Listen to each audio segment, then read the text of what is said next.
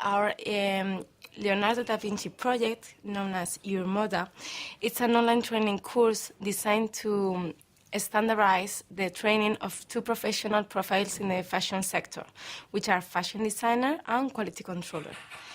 So professional can work anywhere in the European Union.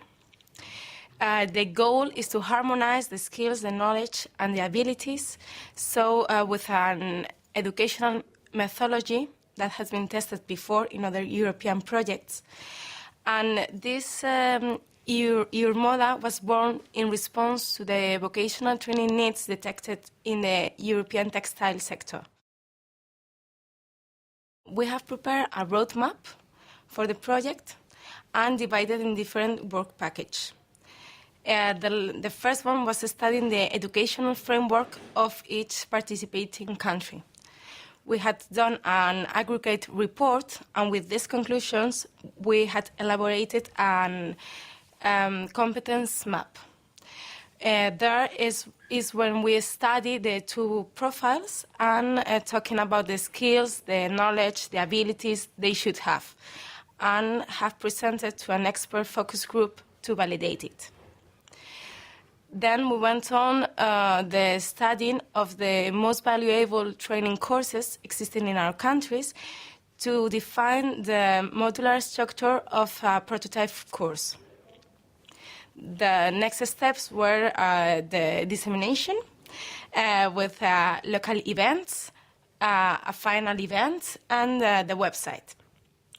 The last part of the project was the exploitation of results, and that was with a commercial feasibility study and a market study for the application of the methods in the fashion companies. We want this training method be part of the training strategy of the fashion companies in Europe, so professionals can move from one country to another to work. We think also that vocational training institutions can have benefits from the results of the project. And we are going to publish a handbook of lessons learned where we include all the proceeds and all the results we had in this project.